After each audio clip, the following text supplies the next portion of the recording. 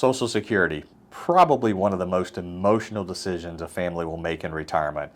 If you're wondering when to claim your benefits, stick around today because I'm going to cover 7 things to consider when it comes to claiming your Social Security benefit. Hi there, I'm Cris Wallace, Certified Financial Planner Professional, owner and president of WG Financial Group. All right, so let's jump right in. I've been doing planning a long time, and one of the things that I've noticed is that Social Security is very emotional to a lot of people, and I would suspect if you're watching this video, it's probably an emotional topic for you. There's all kinds of rumors floating around on Social Security. You can check things online that are credible, and you can check articles or read articles, and they tend to be a little bit fear-driven. So it tends to make Social Security a very emotional decision. That's what I've found in my 20 years of doing financial planning. But I think when you're looking at Social Security, I don't think that you need to make it an emotional decision. I really think Social Security needs to be a family decision. And I also feel like it needs to be a data-driven decision. And item number 1 on my list today is the break-even. And I think that's what most people do is they look at the break-even. They look at collecting Social Security at 62 versus if they wait a little bit longer. And when does that break-even occur? And while we're doing that, I mean, that's data, right? That's what I just said. Social Security should be a data decision. I don't necessarily think that's the right data. So when you're looking at Social Security and you're just looking at the break-even, I think you're ignoring sequence of return risk. I think you're ignoring longevity risk. I think you're ignoring the spousal protection side of things. I think you're ignoring just the sheer guaranteed growth on Social Security every year you're waiting by getting those additional delayed retirement credits. I believe there's taxes that you're ignoring when you claim Social Security early. And for those reasons, I want to caution you as you watch this video to just use caution in placing all your faith in the break-even. Item number 2 on the list is longevity. I think that all of us can agree that we're living longer. I think that we have a lot more data available to us today that we can research and we can look at things online to really make ourselves healthier. It seems to be the big craze right now, all of the healthy things that you can do nowadays. And I do believe also that people are looking for that quick fix on trying to get healthy. And let me just be the first to tell you, being healthy is you got to put in the work. And I think when it comes to your retirement planning, you also have to put in the work. And when we're talking about longevity, I think we can all agree that most of us are living longer. And I think that as people, as humans, for some reason, what I have seen in my practice is that people tend to be very pessimistic about the longevity of their life. They're very confident in other areas, but they're not very confident in how long they're going to live. Meanwhile, people are living into their early to mid 80s pretty easily these days, and by the time you're age 65 with a married couple, there's nearly a 40% chance that one of you is going to see age 90. So I think when it comes to claiming Social Security, I believe we have to place a lot of thought into longevity. And the reason I say longevity is because it's likely that one spouse is going to live longer than the other. And that's item number 3 on my list, is just the spousal protection of things. So if you claim Social Security early, let's say, for example, at age 62, and you're the high income earner, we know, because it's all over the internet, that you'll take about a 30% haircut to claim the benefit at 62. Well, guess what? If you claim at 62 and then pass away, you've also provided your spouse, your surviving spouse, with a 30% haircut as well. So it's our opinion that we need to take that other spouse into consideration as well when it comes to claiming Social Security. And that's something that's really difficult to capture in the break-even analysis of things when you're doing that Excel spreadsheet. So back to Social Security is a family decision, and it's a data decision. Okay, this is the family side of the decision. If I'm the high income earner and my spouse is lower on, and maybe they didn't earn as much income throughout their career, their Social Security payment's going to be lower.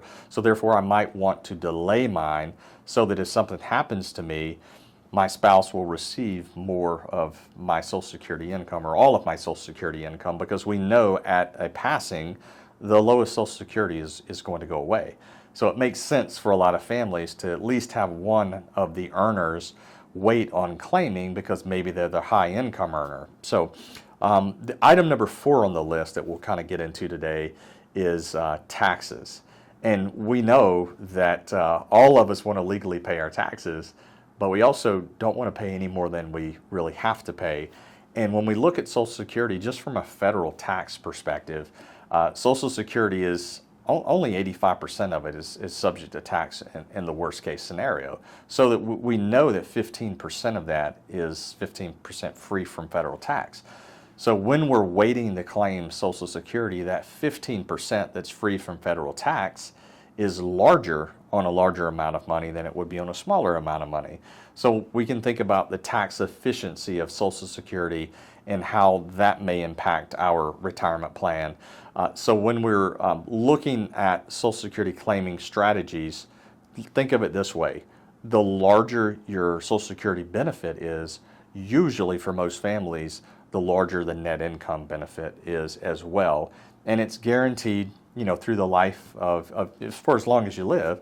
The other thing that we have to think about too is Social Security does have a cost of living attached to it. And I get it. A lot of people are going to throw stuff at the screen and they're going to say, well, it's not keeping up with inflation. I totally agree with you. I'm not here to disagree, but most of your pensions out there today, outside of the federal government, the military, and Social Security, none of those really have cost of living adjustments to them. So the fact that Social Security does, for us, it makes sense to at least have that conversation with the families that we're working with.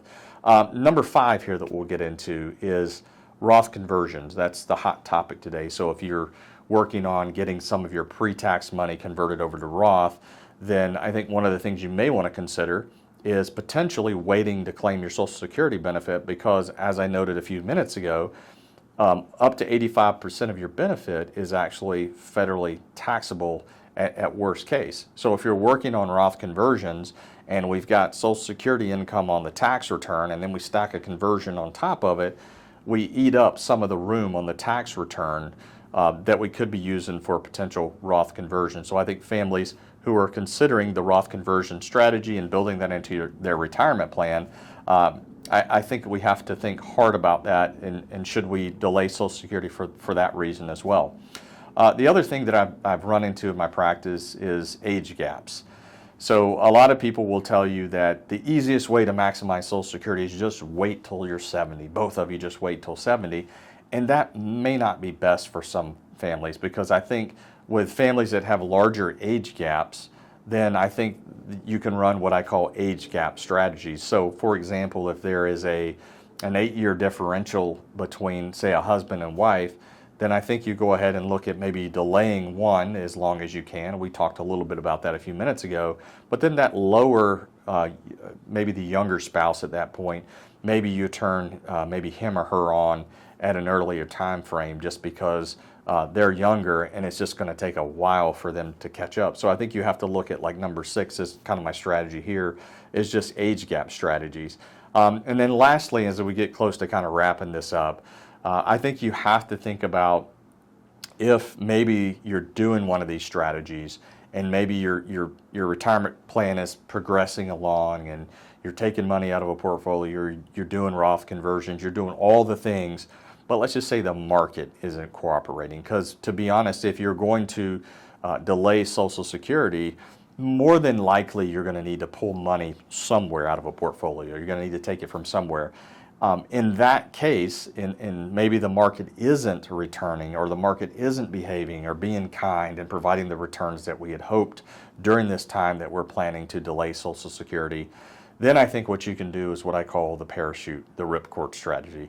You can pull that ripcord and jump out and kind of reboot. And that would be number 7. If things just aren't going according to plan, well, as long as it doesn't harm the plan to go ahead and claim early, and both spouses can agree on the strategy and rebooting and retooling a little bit. Now, if you're building a plan, you shouldn't have to be doing a lot of major retooling.